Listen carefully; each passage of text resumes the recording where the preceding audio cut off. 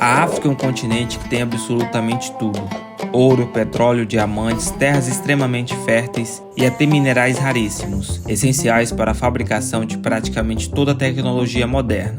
Mas apesar de tanta riqueza, a África é o continente mais pobre do mundo.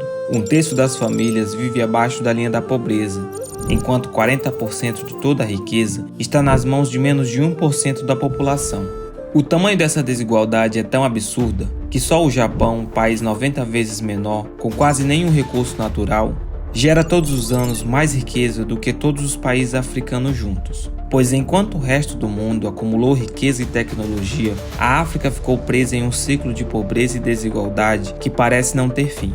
Mas por que um continente tão rico continua tão pobre? Isso não é uma coincidência, nem fruto de má sorte. Existe um motivo, e ele começa muito antes dos tempos modernos. Na Idade Média, a realidade da África era bem diferente de hoje. Ao invés de países, o continente era formado por reinos poderosos e impérios altamente desenvolvidos em metalurgia, comércio e até matemática. Muitas cidades prosperavam, especialmente nas regiões costeiras, graças ao comércio direto com a Europa, Ásia e o Oriente Médio. Mas a partir do século XV, com a chegada dos europeus e principalmente após a descoberta das Américas, a história da África tomou um rumo trágico. A colonização das Américas criou uma demanda urgente por mão de obra, e como as populações indígenas foram dizimadas por doenças trazidas da Europa, a solução cruel encontrada pelos europeus foi transformar seres humanos em mercadoria. Assim nasceu o tráfico de escravos, um dos negócios mais lucrativos e perversos da história. Navios partiam da Europa rumo à costa africana, onde negociavam pessoas capturadas por reinos mais fortes que invadiam e saqueavam comunidades mais frágeis no interior do continente. Os escravos eram levados e vendidos às Américas para trabalhar em minas e lavouras, gerando produtos como açúcar, algodão e ouro, que voltavam para a Europa alimentando suas indústrias e acumulando fortunas gigantescas. O ciclo parecia perfeito para os europeus, e no curto prazo também parecia vantajoso para alguns reinos africanos, que enriqueceram vendendo seu próprio povo. Entretanto, esse modelo destruiu completamente as bases econômicas e sociais da África. A cada guerra interna, a cada povo capturado e vendido, o continente se enfraquecia e afundava cada vez mais em um atraso estrutural que levaria séculos para ser revertido. Com a chegada do século XIX, vários países aboliram oficialmente a escravidão, o que significou para muitos reinos africanos a perda de sua principal fonte de renda, que mergulhou o continente em uma grande crise. Enquanto isso, a Europa vivia a expansão acelerada da Revolução Industrial. As fábricas produziam em larga escala, e os avanços nos trens e navios transformaram os transportes da época, encurtando distâncias e tornando tudo mais rápido e lucrativo. Com isso, a África voltou a ser extremamente cobiçada, graças à sua imensa abundância de recursos naturais, como ouro, petróleo, madeira, borracha, diamantes e tudo que pudesse alimentar a fome das indústrias europeias. Então começou uma verdadeira corrida colonial. As potências europeias passaram a disputar cada canto do continente africano, que teve fim em 1884. Da Conferência de Berlim, onde simplesmente sentaram à mesa e dividiram a África entre eles, sem consultar sequer nenhum africano. A partir daí, os europeus construíram ferrovias, portos e estradas, mas não para conectar cidades ou gerar desenvolvimento local. As linhas de trem ligavam apenas as minas aos portos, de onde partiam navios carregados de riquezas extraídos da África direto para a Europa. O modelo era simples e cruel. O que antes eram reinos e impérios soberanos, agora se tornavam colônias controladas por minoria europeia, que administrava tudo, ignorando as culturas, tradições e o próprio povo africano. Assim, no final do século, a África foi transformada de ponta a ponta, numa gigantesca máquina de extração a serviço da Europa. Mas então veio a Segunda Guerra Mundial, e com ela os europeus precisaram de mais do que apenas recursos, precisaram de soldados. E centenas de milhares de africanos foram forçados a lutar pelos exércitos coloniais, em batalhas que não eram suas, e isso foi o limite. Ao final da guerra, enquanto os países europeus contavam seus prejuízos e reconstruíam suas cidades, os africanos entenderam que era hora de retomar o que era seu por direito. E a partir de 1945, começou-se o movimento de independência. Os países africanos passaram a bloquear o domínio barato e abusivo dos europeus sobre seus recursos naturais. E após décadas de exploração, a liberdade havia chegado, mas sem estrutura. Os países recém-independentes não tinham líderes preparados, educação de base, nem uma fundação sólida para começar. A maioria da população sequer sabia ler ou escrever. As poucas estradas e ferrovias não conectavam cidades, e a indústria local era tão fraca que importar produtos do exterior saía mais barato do que produzi-los no país.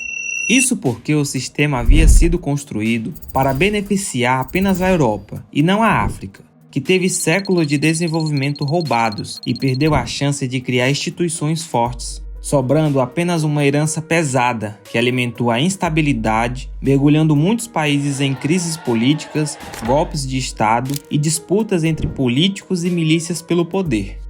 Foi aí que surgiram organizações como o Banco Mundial e o FMI, Fundo Monetário Internacional. E com discursos nobres, essas instituições se colocaram como aliadas no desenvolvimento, oferecendo empréstimos para países africanos que buscavam explorar suas riquezas e crescer.